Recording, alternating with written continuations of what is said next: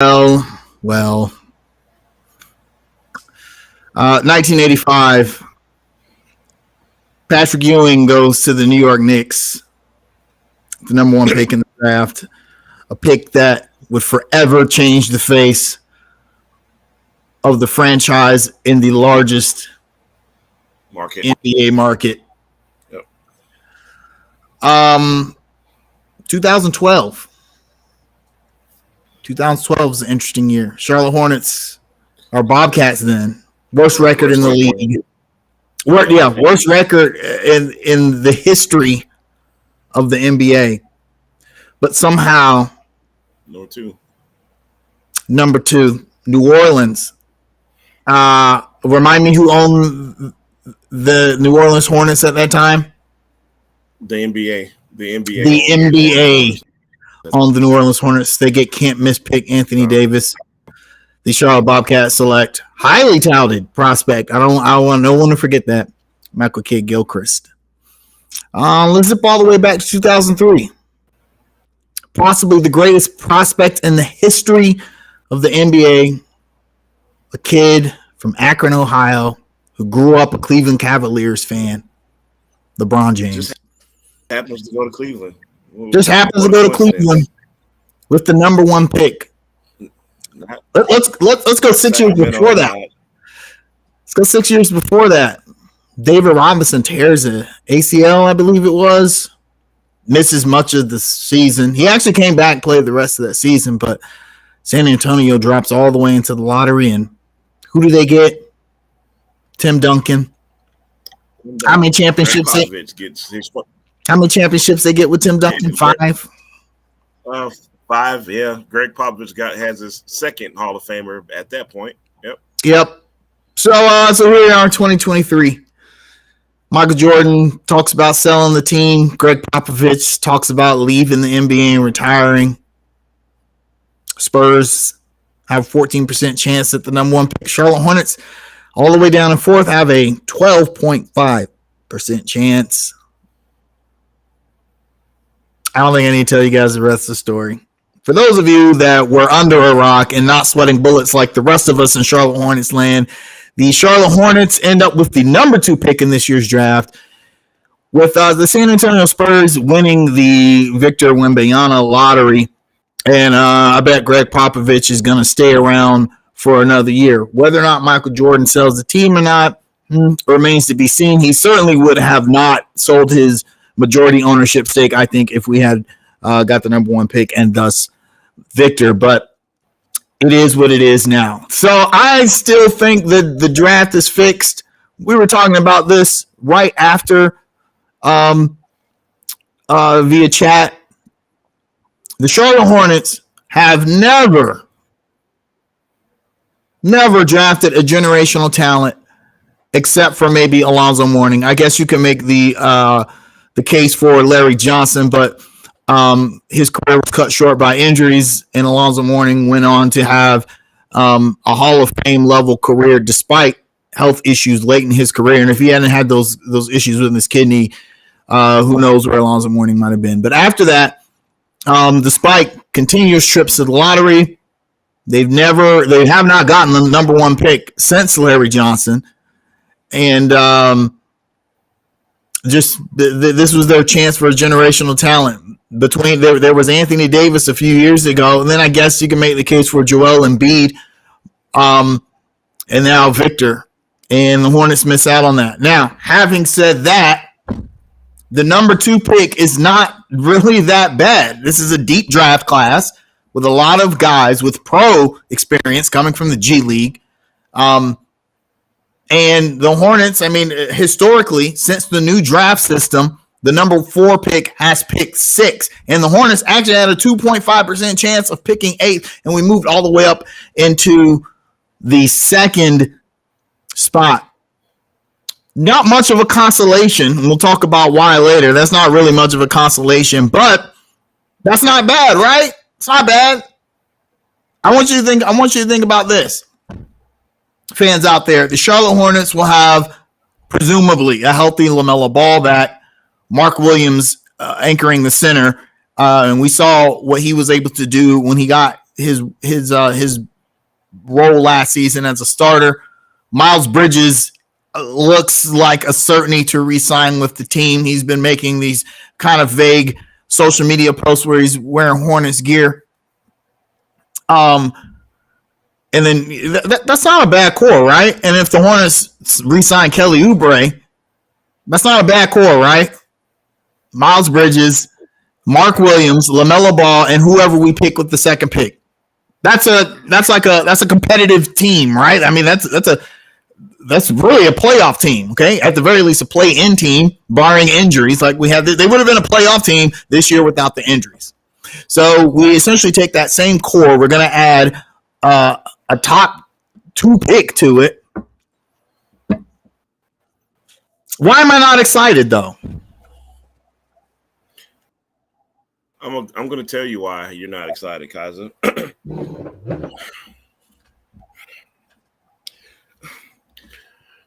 Regardless of anyone, regardless of what has transpired with this franchise for the last 20 some odd years, I'm to 1988, and they'll feel the need to do that because everybody does that. From the inception of this team being the Bobcats up until this present time, the one thing that this franchise has struggled for, winning is the obvious answer, but relevance is the answer. This franchise has not been relevant. What makes a team relevant? You know what makes a team relevant? Superstars make your team relevant. You know what helps you win? You know what helps you get in title contention? Superstars help you do that. You know what else helps you do that, Kaiser? Luck. I swear to God, I don't come on here talking about Michael Jordan and Mitch Kupchak. I don't want to hear that shit tonight because they have nothing to do with the draft lottery. Nothing to do about the draft lottery tonight. And guess what, guys? Even the well-run franchises and the great GMs and coaches that we all want and all this stuff, guess what they have too, y'all? Luck. I am sick and tired of the Hornets never having luck. We don't have it. Number 2 is not bad. Hey, look, if I'm not being emotional and I'm being really objective, number 2 is not bad. And I hope the Hornets don't overthink it. Go get Scoot. He's the second best talent out there. Don't overthink it. But I'll get to that a little bit later. Because you know why you're not excited? Because you know why? Because the sure thing is sitting there at number 1. The pick you don't have to think about, the pick that you know is going to help your team immediately. You're not sitting here waiting 4 or 5 years. Oh, we got to develop. Oh, he might go to the G League. Oh, he might come off the bench. There was none of that. There was none of that with the number 1 pick. This guy's going to come in right away, make your team better right away. There was no thinking. Now we're at number 2. And number 2's going to be a pretty good player. But is he going to be that franchise guy? Are we looking at being in championship contention in 4 or 5 years? Those are the questions you still have with everybody other than the sure thing at number 1. And you know why? See, we were excited about those possibilities, right? Not so much now. and this is not really I'm not going to say this a hot take because this is one that I've been brewing on for a while. People are y'all in the chat, y'all about to come at me. Scoot Henderson, not that guy. He's not that guy. Not like Victor was. He's not. He's like, okay, essentially, if you draft Scoot, you're trading Terry Rozier shooting for defense because Scoot Henderson can't shoot. He shot 27% from 3 in the G League. He can't shoot. So now you got a 6'2" guard who cannot stretch the floor. Is that the guy that is going to turn the franchise around? That's the guy you're going to pair with LaMelo to make the dynamic backcourt. And I got to remind everyone again, Michael Kidd-Gilchrist was highly touted as a prospect. They were saying, if you can't get Anthony Davis, you get Michael Kidd-Gilchrist with the number 2 pick. And I just feel like we're doing that all over again with Scoot Henderson. What was the big knock on Michael Kidd-Gilchrist? He can't shoot. He can defend. He can't shoot, but that's okay. He can learn how to shoot. Hey, Kaz, let me depress you even more. Hey, want to be even more depressed? Okay, so you don't get Scoot. What's your alternative? Brandon Miller. Okay, so you may say, hey, man, what are you talking about? Brandon Miller can play. Guess what? Brandon Miller likes guns. You want to put that guy on this team? We sure about that? Next job, baby. I just. Hey, look, you want to put more immaturity issues on this team? We sure about that? So we talked about this in an old episode. Now, Brandon Miller, according to Adrian Wojciechowski on the broadcast, he was saying that pretty much every team in the lottery did their own investigation on the incident that Brandon Miller was involved in. For those who don't know, he was indirectly involved in the murder of a young woman in which one of his friends used Brandon Miller's gun. He texted him and asked him to bring a gun to a place where he was at, and his friend used that gun to kill someone. Now, Brandon Miller didn't do anything wrong, and he was cleared of all wrongdoing by law enforcement and everything. But what did he do the very next game after that incident? That was my question. He came out on the court, and someone patted him down, kind of like it. Now, that just shows how tone deaf he was about the situation. I understand he's young, he's super young, and young people do stupid stuff. But somebody got to talk to that young man and be like, look, an innocent young woman died, and her family is hurting. You could have at least made a statement about. He didn't do any of that. Instead, he came out and did something foolish like that. So that's I think if that's who you're looking at bringing to your team, and in all things being equal, I would take Brandon Miller over Scoot Henderson personally, because then that resolves your PJ Washington situation. You could always trade off Rozier and then move Kelly Oubre into the starting spot, or take any one of the other 500 guards we have and develop them into your 2. But at that 4 position, PJ, we might have to re-sign him out of necessity, which nobody wants. I'd rather them develop a guy like Brandon Miller into that than not. Right. But so let me make a counter argument with Scoot real quick. Now, the knock on him is the shooting, and there is a shooting percentage of 27%.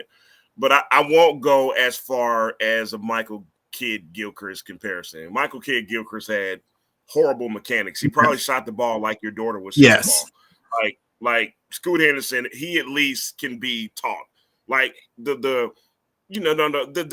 a canvas there for him to improve as a shooter. So I won't go that far to say MKG comparison.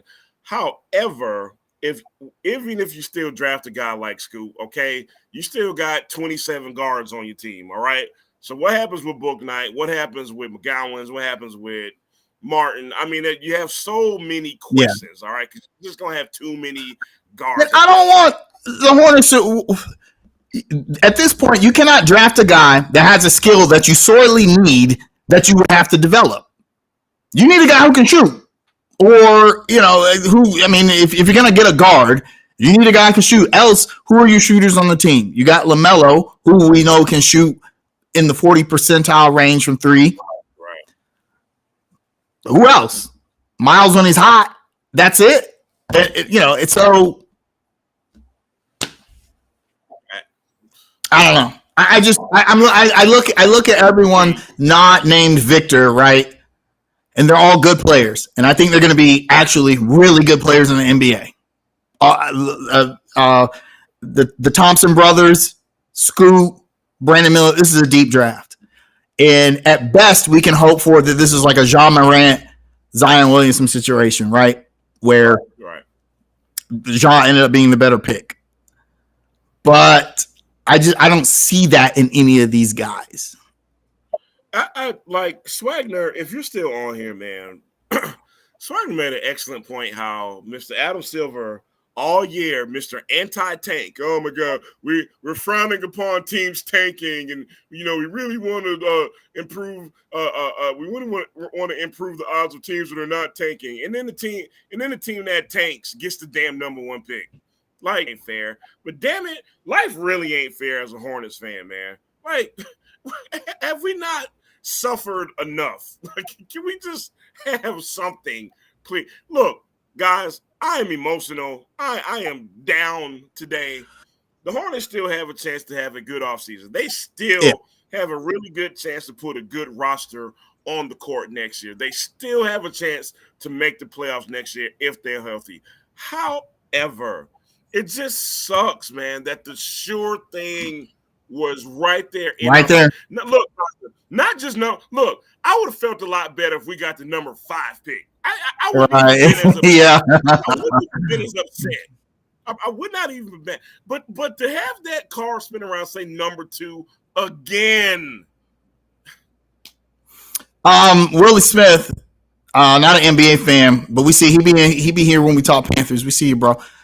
Says, why the NBA have a lottery? So they can rig it. Because they can put #1 picks in there on the right teams. I think in the NFL, because there are so many positions and so many players on a roster, it's you can find the guy that you need that changes your franchise really anywhere. For the most part, it's a lot easier unless you need a franchise QB, or a franchise defensive end, the two most important positions in football.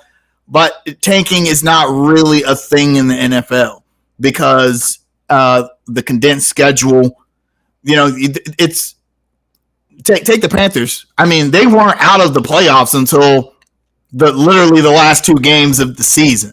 Whereas in the NBA, you can be mathematically eliminated with like 25 games left. At that point, there's no point in you winning any other games because losing would improve your draft position. So the lottery, even though they've never done it right, in my opinion, the lottery is supposed to help kind of even the odds. You want it so where your worst teams have the best chance of getting good players to help them not be the worst team anymore. But at the same time, you can't. And 80% of his potential and stays healthy, they're going to be contenders. And what will the narrative be? The Spurs are a well-run organization. Right? Pop is an all-time coach. Kaiser, listen. This is the same team that has given up. God, what's my man's name? Jakob Poeltl. They donated Lonnie Walker to the Celtics. What's the other guy? They gave away somebody else. They drafted a pervert, Josh Primo. They just released him. Whatever. How could you let Kawhi Leonard be unhappy and just let him walk? You basically just gave away Kawhi Leonard. That team is going to have the narrative of, they're such a well-run organization.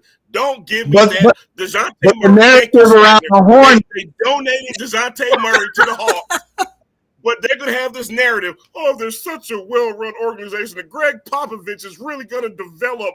Shut up. I don't want to hear that. That's absolute bullshit because the narrative around the Hornets will be that, Kaiser, the narrative is already Well, man, the Hornets, man, they're not equipped to handle Victor Wembanyama. I've heard that one already tonight. So, yeah, we're already starting. Do I have networking issues? Am I downloading something?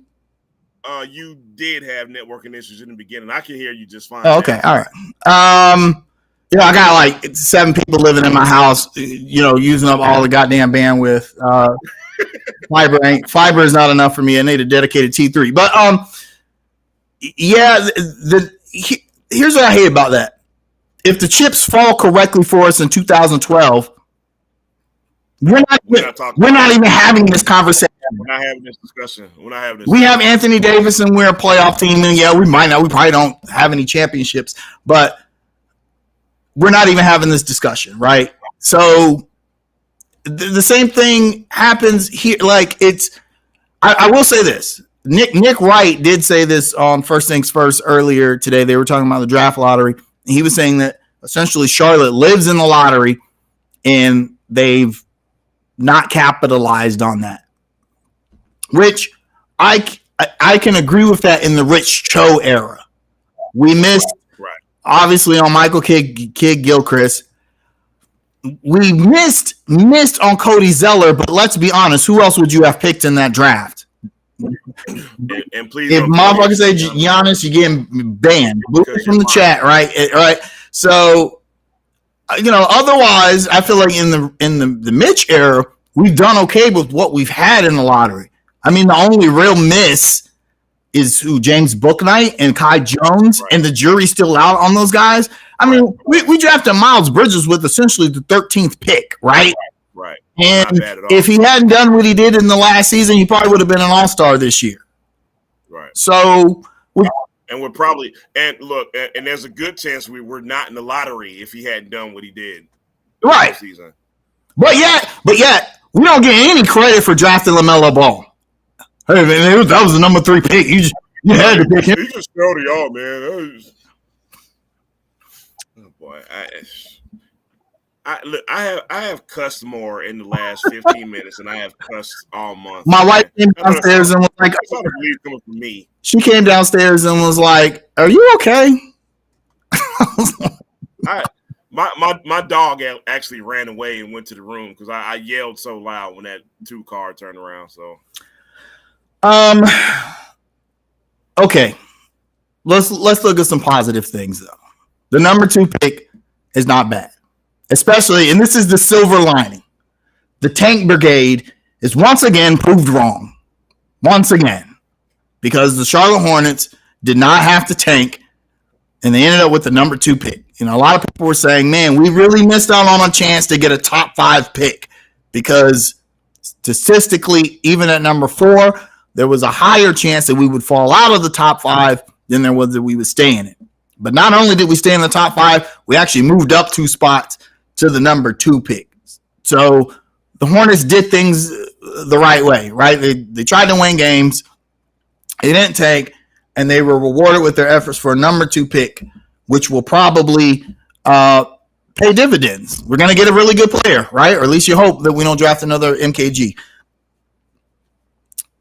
Let's say the Hornets make the playoffs. Let's say they even make the playoffs free and clear, not a play-in game, and then they make the playoffs. Let's say they're a 6 seed and up. Does the narrative change?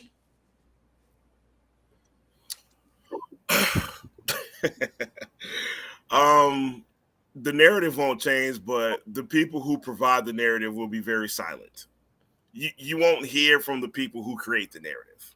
You know what I mean? And look, man, sports is hot takey. Sports is hot and cold. Sports comes from the word fanatic. You know what I mean? People will usually provide emotional takes. And if the Hornets make a 6 seed, would it surprise me that the narrative would just would it surprise me if the narrative would switch to, oh man, the Hornets are finally getting it together. Oh, they finally know that. It wouldn't surprise me if it went that way as well. Okay. But either way, it's goofy. Oh, you get what I'm saying? Look, if whoever we draft in this draft, if they propel us to the next level, that means we had some luck. Okay, maybe not the luck we wanted, right? Definitely not the luck we wanted, but we had some luck. And I personally, as a fan, am not going to apologize for Charlotte having any luck. No, yeah, absolutely. Yeah, I mean, when people, there's a lot of different philosophies on how you build a winning team in the NBA, and a lot of people have a lot of takes. Some of them are really good, some of them are really bad. And like Lakers fans who who have it the easiest, they don't count. They don't have a realistic view of what real NBA teams have to go through. So yeah. But I mean, ultimately, unless you're the Lakers or the Knicks or the Heat or any of those other cities, you have to get lucky. You have to. I keep hearing this bullshit, and it's bullshit about how small market teams just need to draft well and develop their guys. Because it's so that's fucking bullshit. Name a small market team that won a championship just doing that. Drafting well and developing guys, and show me one that did not have a generational talent. I mean, the Milwaukee Bucks are the same Bucks that they were in the 90s if they don't draft Giannis.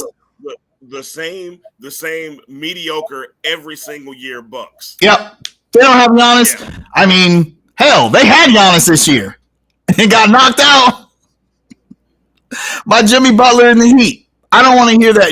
To be a championship team in the NBA, you better have someone on your team that is going to the Hall of Fame. That is a generational talent, and this is why I'm so depressed tonight because that guy was right there. He was right there. We didn't get him. But there's a flip side to that coin about getting lucky. Like I said before, maybe we end up picking Ja Morant to Victor Zion Williamson. There are a lot of people that are concerned that Victor won't hold up under the rigors of the NBA due to his size. Someone brought up a very interesting stat in the Charlotte Hornets group that was dismissed, but I thought it was a relevant stat. The most games played by someone 7'3" or over for a total career is under 900. It was like 873. That's a pretty significant stat right there. And I mean, look at Joel Embiid. I mean, he, as good as he is, he kind of don't even play all that much, right? So, okay, so let's say that Victor ends up being that kind of player, and he doesn't stay healthy. He's kind of injury prone, and we get a guy who is like Ja, or I'm trying to think of who else. What if? Hopefully they're not just like Ja. No, because see, Ja can shoot. Scoot Henderson ain't a shooter. Ja shooter. He sure can shoot. I'm sorry. Oh man. Hey man, let's tackle. Let's get this elephant out the room. Let's electrocute this elephant. That's a Thomas Edison reference. By the way, the Lakers having a hard time. They're their Charlotte fans have a lot of commentary on the Hornets tonight, but we won't see any commentary about the they're having a real tough time when they can't go to the free throw line 10 times a quarter. But anyway. But Swagner, to your comment, thoughts on Monty Williams, Doc Rivers, other coaches that are getting fired that people say we should get. Number one, it is all a moot point because Steve Clifford is not getting fired this year. But I understand why you're asking this question.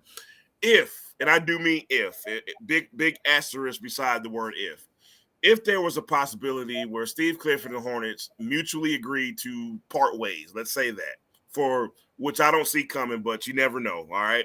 Let's just say that happened.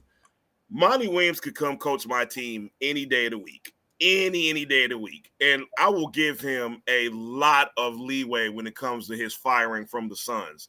Managing Kevin Durant has become I don't know how any coach wants to put up with Kevin Durant at this point. DeAndre Ayton has been a big headache for Monty Williams. It's just to me, it doesn't appear that he got fired because he was some bad coach. That's obviously not the case, man. I think Monty Williams and a young team like the Hornets would actually be a perfect marriage, to be quite honest with you. However, I just don't see Steve Clifford going anywhere this year. So unfortunately, it's all a moot point. Yeah. Oh, by the way, one more thing. Doc Rivers, I'm good. No, I'm fine. Rivers, I'm not going to even provide. Doc Rivers might be the most overrated coach in NBA history. Ever. Yeah. Yeah. So, crazy stat that was going around about how he has far and away the most losses after leading a series with at least 3 wins. That says a lot to me. Although I don't think that Philadelphia lost the series because of him, but at the same time, we don't need him in a Hornets uniform.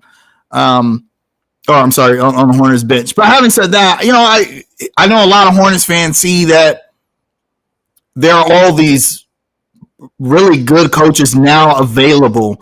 Just so happens they're available this season and not last season after we fired James Borrego. But like Jamal said, it would look real bad, I think, if you fired Steve Clifford. It already looked bad that you fired James Borrego. And getting Kenny Atkinson would have taken some sting off of that as far as perception goes. But we didn't get Kenny Atkinson. He backed out on the deal. So then we have to, like, no one else is going to take the job. I don't know if they went back to Mike D'Antoni and talked to him, but, Steve Clifford was pretty much the only guy they could get.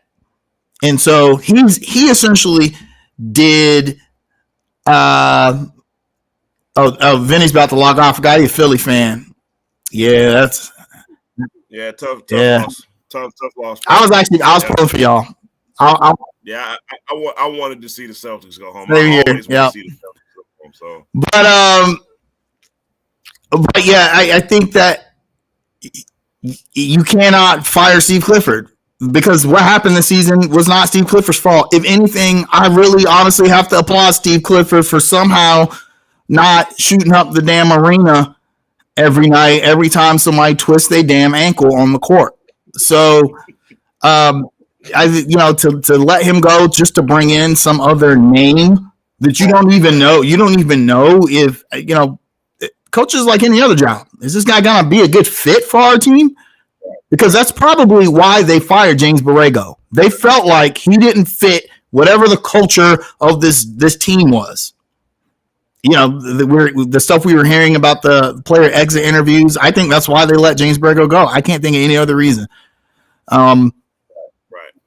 Because, look, if the exit interviews, I think if the players had strong opinions on Clifford, why would they have held on to Clifford this season? You understand right. what I'm saying? There was no reason to. It's not like they were his first choice, right? Now, Brandon is asking, is Clifford going to make it all season next season? We don't know. I mean, again, I'll say this. I sound like a broken record, but again, I believe if the Hornets stay healthy, they should firmly get into the playoffs, and that should be the expectation. If they don't, and if they're not headed toward being a playoff team, then yeah, he probably should go, and that's it. If the Hornets are healthy and they don't make the playoffs, then he's gone. He needs to be out there, right? And the reason, let's not forget why he got fired in the first place. He had a playoff team. No, he had a playoff team. Kemba Walker and Dwight Howard should have made the playoffs that year. Dwight Howard was averaging 15 and 15. Kemba Walker was an all-star that season, and we didn't make the playoffs. So I think the Hornets were like, okay, it's time for you to go. That won't be the case this coming up season. He's got a better team now. He'll have this. This is going to sound crazy. It's crazy because I'm not really all that excited anymore about next season, but this might be the best Hornets team on paper that we've seen since they came back to Charlotte, since the Bobcats era. So, I think you got to keep Cliff around at least to see what direction he's going to trend in. Yeah. If it looks like that is not trending an upward direction, then you go after one of these coaches. By the way, I think Swagner brought up Nick Nurse. Y'all got to stop bringing up Nick Nurse. That's all I got to say about that. It's so weird that people berate Steve Kerr saying that he inherited Mark Jackson's team. Although if you watch the series against Sacramento, you could see Steve Kerr's value as a coach. The adjustments that he's able to make adjustments maybe better than anyone in this league. But then I don't hear anybody saying that Nick Nurse inherited Dwayne Casey's team. And let's not forget, unlike the Warriors under Mark Jackson, the Raptors were already an elite team. They had already been to the Eastern Conference Finals, and they just couldn't get past LeBron James, which at that point in LeBron's career, nobody could get past LeBron James except for the Golden State Warriors. LeBron was in God mode, and nobody was eight straight NBA Finals. Nobody was going to stop LeBron James. That was not Dwayne Casey's fault. And it just so happens Nick Nurse gets hired or gets promoted to head coach. Oh, and then LeBron decides to go to the Western Conference. Oh, and the Spurs. Remember the Spurs, the greatest run franchise in the league, lets Kawhi Leonard essentially walk. He heads over to Toronto that year, and they win a championship against a depleted Warriors team. And they haven't been as good since. So no Nick Nurse for me. I would be mad at that hiring. I'd be if they fire Steve Clifford for Nick Nurse, no. Come on, man. Like, No. After they fired him for money. I'll be all right. I'll be like, oh well, it was Clifford's time to go. Sometimes it's just time to go. Yeah. Okay, so questions. Way too early because we don't even. They don't even know we don't even know we're going. Yeah. Okay. Let me ask you this. This is an honest question to everyone in the chat. And Jamal, do you keep the pick? Yeah, I think so. I don't think this is the season to try to hit a home run as far as the trade goes. I don't think so, unless and this is I'll throw an asterisk out there. If there's an opportunity, let's just say for our name, for someone who will get this fan base excited. All right. If you have that opportunity and you can part ways with Rozier or Hayward's contract, you think about it. You think long and hard about it, quite honestly. But here's the thing, Kaza. If we look at all the all-stars in the league right now who can come, I don't know, let's just say push the Hornets to 50 wins, they're all in their 30s now. That's true. You know what I mean? There's not y'all can help me out with this one, if I'm missing something. But I can't think of one 25, 26, 27-year-old free agent out there who is going to, get traded to this team and make us perennial contenders for the next 5-6 years. If that guy was out there, hell yeah, do it all day. But I don't see it that way, man. Yeah. So with all that being said, I say keep the pick. Y'all know how I feel about trading picks. I'm all for trading picks. And I'm with Vinny on this one. Yeah, you do. But who's tradable that would – right, yeah. There's no thing like if there's a specific guy, I'm just if not saying it was like it's realistic at all. Let's just say like Anthony Edwards was out there. He hates the Timberwolves and he wanted. Well, yeah, you go all right. Call Anthony Towns. Nah, hey, I don't trade. You're not happy there, and I don't trade the number 2 pick for him, man. Nah. He look, man. You ain't gonna sit here and tell me the Minnesota Timberwolves struggled as a 10th seed is gonna come to the Hornets and we're no. You make moves that make us go to the next. I think Carl Anthony. That guy. He's better than anyone else on our roster right now. True. But what do you do with Mark Williams, who you just drafted? You play Cat at the 4. You say bye, PJ, and you plant Mark down in the paint. Look, that sounds good. But what did Cat do at the 4 this year? Because that whole Rudy Gobert and Cat thing was that's true. That's true. That was a disaster. I might would take Mark Williams over Rudy Gobert at this point in Gobert's career. And look, and to further my point, when Rudy Gobert got hurt, it feels like the Timberwolves played better. Yeah. When Cat was at the 5. Speaking of Mark Williams, this is normally a Sunday topic, but we got some time here. Our thoughts on Clifford and the development of Mark Williams. Very, very small sample size because Mark Williams spent a lot of time in the G League, which fans hate. Fans just the blood pressure goes up anytime G League is mentioned with one of our rookies. But however, after Mark Williams, quote unquote, did his time in the G League, how can you argue with the results? Mark Williams played. He played damn well. Remind me where Scoot Henderson plays. In the G League. Yeah.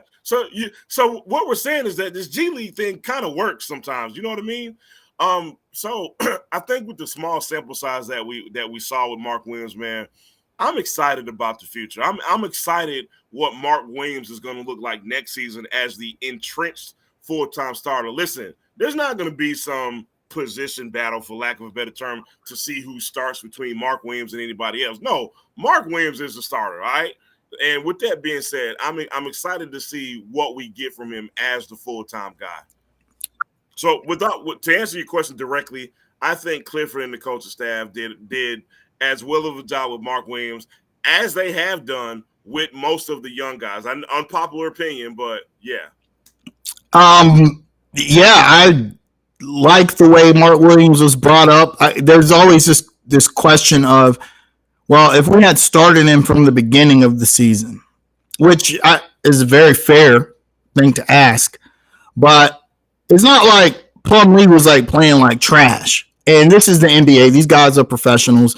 You you can't just go to a guy like Plumlee who's playing as well as he's doing everything the Hornets ask from him, right? Except for sometimes you need to go up and dunk the damn ball, dude. But to go to him and be like, you know what, we drafted this guy, and we don't even at the beginning of the season, by the way, this is before you don't even know if you're going to make the playoffs or not. Hey, man, we're trying to make the playoffs, but we're going to see how we do with this dude who has never played a minute in the NBA. Bring in all your minutes. It just doesn't work that way. And the Hornets did the right thing in trading away Plumlee for nothing. Something that we said on the construction was going to happen. They're going to give away Plumlee. Which they did. They essentially gave him to LA just so they could play Mark Williams. And Cosmo, let's keep it a buck. Why would it have mattered this season? Let's keep it real, bro. Why would it have ultimately mattered this season? You know what I mean? I tell you. So I expect Mark Williams to take a pretty good jump especially after training camp. He gets to play with the guys a little more. Gets to play with LaMelo. I really think LaMelo liked having Mark Williams down low. I think our core, LaMelo, Miles, and Mark Williams that's pretty solid. That's a solid of core of young guys you could get in today's league. Yeah, just imagine Victor being with those guys. Now I'm done imagining. I'm sorry. I'm done. I did all my imagining. I apologize. Oh boy, yeah, that's yeah, what a gut punch. I mean, hey, this is a good. What if the Grizzlies say, you know what, we're done. We're out of the Ja Morant game. Charlotte, we'll take that number 2 pick off your hands. You can have Ja. We'll even take Terry or Gordon's contract. You can have the Lord of Weapons himself.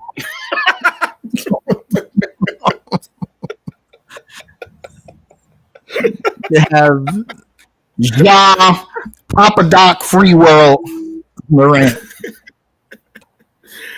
I don't know about that because it's obviously not because of talent.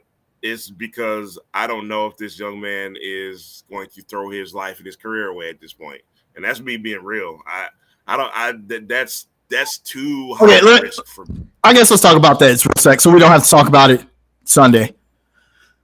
Sometimes people are just hard-headed, and it takes them a couple times for that light bulb comes on. Those of you that have kids, teenage boys, know exactly what I'm talking about. Right. That's Ja Morant. I think he thought that he wasn't doing anything wrong this time. And to be fair, he really didn't do anything wrong per se. But based on what happened before, in this apology you gave with Jalen Rose and all this, and then you do what is essentially the same thing. It's like now no one can trust you. So I think this time, okay, I think John might get it because he's about to lose. He suspended again. He's probably going to lose another sponsor. Apparently, he lost $40,000 or $40 million from an endorsement deal from the first time. He's going to lose some more. Yeah, like Vinny said, bad optics. Having said that, if Memphis wants to send him our way, if I'm Michael Jordan, I'd be like, look, we're going to get you a PR coach. We're going to get you a therapist. We're going to get you whatever you need. You put a Charlotte Hornets uniform on. You put Ja Morant and LaMelo Ball in the background. Is Michael Jordan going to adopt Ja Morant? Because that's... Nah, he'll probably sell the team, man. He'll be like, look, I'm too over this shit. We done. Look, man, I get what you're saying, man. It's just the maturity issues on this team already bother me enough. Being that Miles Bridges is back to rapping after his tumultuous all season last season, and he's back to making bad records again, man. That causes me to worry even more. Hey, at least he's not talking about shooting people no more and selling drugs. Yeah, but he was talking about chilling with his real killers and all this. Well, now it's struggle raps. So rappers go through that struggle rap phase. Yeah. I make $15 million a year, but I want to go back. Right? Yeah. We got you. Yeah. So I mean, you got all the time in the world now, so I mean, you might as well make some rap records, something. I don't know. I'm excited about the future of the Hornets. I'm not excited about the number 2 pick. I'm just not, because it's not. It's when you have drafts where you have a can't miss prospect like this. Now maybe this could be like 2003, where you had LeBron James, Carmelo Anthony. You know, you have D-Wade. Yeah, you had all of these Hall of Famers. You know, in the top 10. Maybe that might be this year. So I'll take a Dwayne Wade. So we don't get LeBron James. I'll take a D-Wade. I'll take a Carmelo. Absolutely. Well, let's hope. Let's hope. Okay, so who do you think sticks around? You think PJ? So we got PJ, Miles, Kelly, DSJ are the four. I think the 4 biggest free agents come from the Hornets. Real quick, shout out to my man Anthony Norman on his feed, man. I'm glad you finally joined us. Thank you, sir. I'm messing with him because that's my boy, man. Anthony, we touched on that briefly already, man. We talked about some of the maturity issues that this team already has, and how drafting Brandon Miller may contribute to that. But Kaz, as far as your question goes, I hate to say it, but I think Dennis is probably the odd guy out, and I'll tell you why. We have to remember Dennis Smith Jr. was on an unguaranteed contract, and he was making pennies. The way he played last season, he's going to command a lot more money than what he made last season. And, Charlotte has to pay for everyone that Mitch wants to come back, PJ, Kelly, mainly those two. You have to pay those guys. You're not going to pay all 3 of those guys, okay? So Dennis is probably the odd guy out in that scenario, especially if you're looking at drafting a Scoot Henderson, because Dennis Smith Jr. is just one less guard you got to worry about when you got another guard coming on board possibly. So with that being said, man, I think Dennis is the odd guy out. If I had to like maybe rank a number 2 guy, I'd say PJ possibly could be the odd guy, because we don't know how much money he's ultimately going to want. His camp is talking about he wants $20 million a year. If he wants $20 million a year, you go find it. Goodbye, sir. No, sir. You go find some other team to pay you $20 million a year. It won't be in Charlotte. So ultimately, I'll say Dennis, either DSJ or PJ are one of the 2 guys that are more than likely not going to be here next year. I'm going to say PJ, because Brandon Miller is sitting right there with the number 2 pick. Yeah. Brandon Miller, first of all, he's a 6'9" forward. He can score. Scorers in college translate very well to today's NBA game. And the guy can shoot 38% from 3, 85% from the free throw line. Not bad. And he can defend. Hey, look, the guy's getting Kevin Durant comparison, bro. So. I think he's your guy. The Hornets might be scared away with the off the court stuff, which here's the thing. If it was any other team, and I know a lot of people will feel like Charlotte just has to get over that, but this is Charlotte Hornets we're talking about here. Okay, like we're the death row records of the NBA, right? So those are the kind of things that they have to, they got to watch out for. But I think if PJ Washington wants $20 million and you tell him to go find it, you're going to need someone to replace him, because you're going to try and get rid of Gordon Hayward or trade him away. So where does that leave you?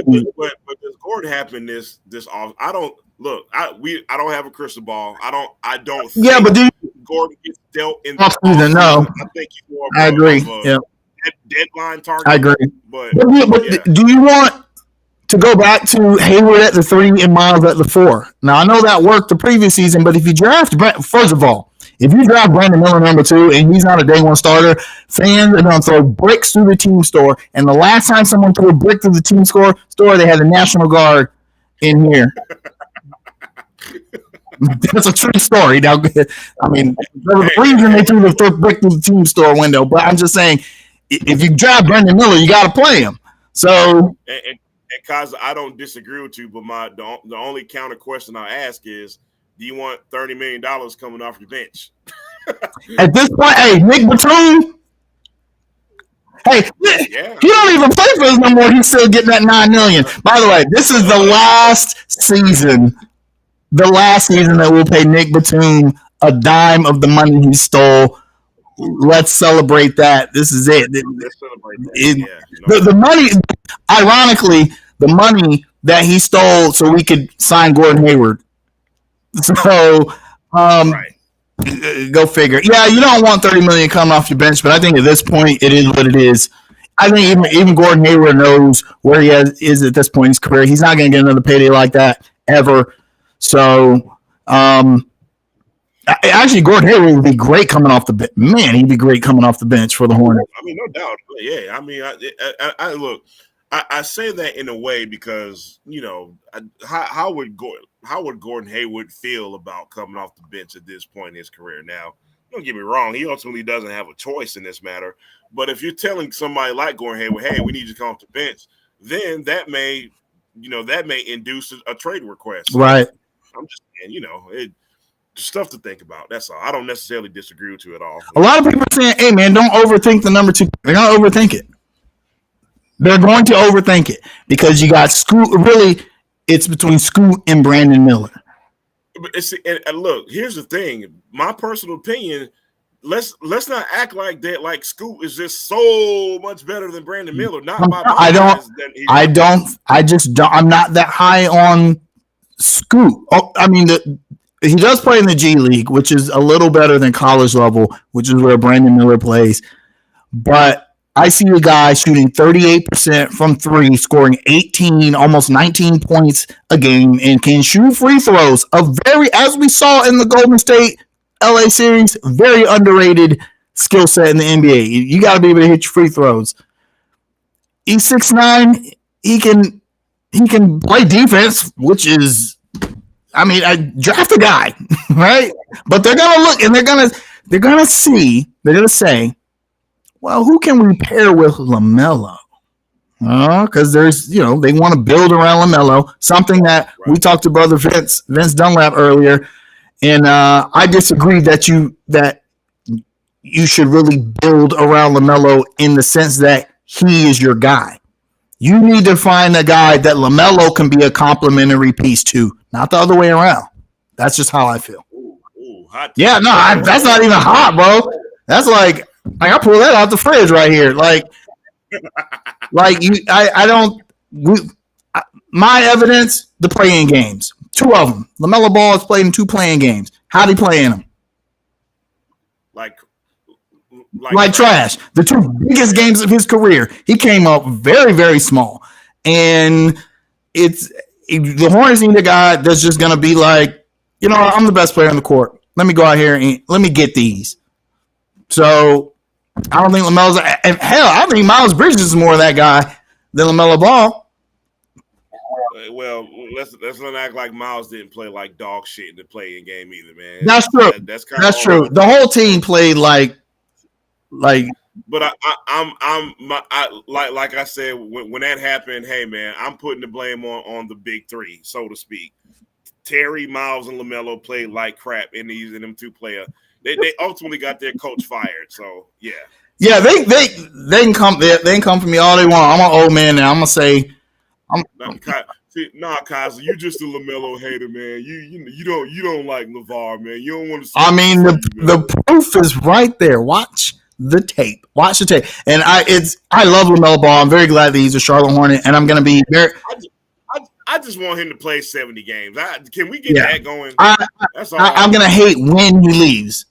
He will leave probably after. He's probably gonna get a big extension. He's gonna get maxed out. He's gonna stay for another 4 years, 4 years, and then he'll probably go to a bigger market. Okay, and if we got Wemby, he probably wouldn't have left. Yeah.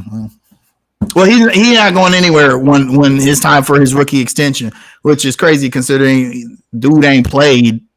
But he's only played 25 more games than Gordon Hayward as a Charlotte Hornet. Hey, look, man. That didn't matter when it came to the Pelicans of Zion Williamson. It shouldn't matter now. That's all I'm saying. All right. NBA business is fan. Well, okay. The last topic. Think Mike definitely sells the team now?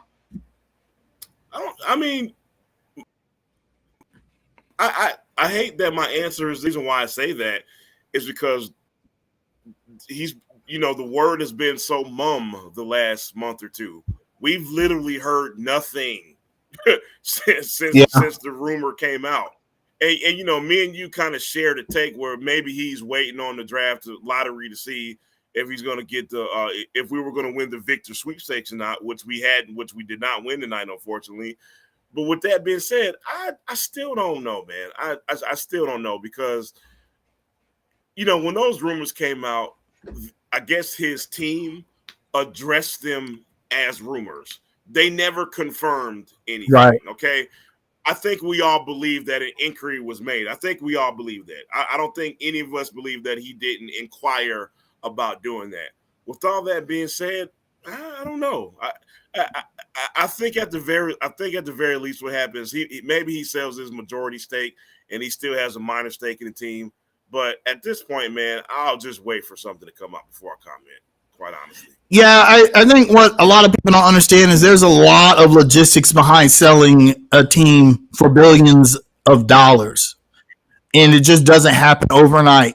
We don't know if the guys that or the ownership group that would be buying Michael Jordan's majority stake, they've got to determine between themselves, like how they're going to split this money. They're not going to, trust me, they're not going to come with $2 billion out of pocket, probably.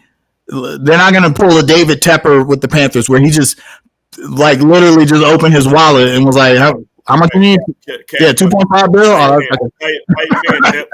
Right. That's not happening here. These are two guys, they are billionaires, but they're probably not doing that.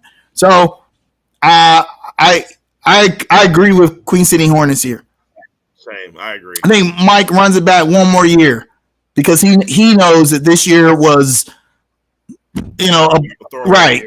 So I think he runs it back one more year and sees where the profitability of the team is. Because if LaMelo goes back to being LaMelo and he's an all-star and Miles Bridges is doing windmill dunks off the backboard on people and stuff, the Hornets were 6th in the league in attendance somehow, despite all that. So I think that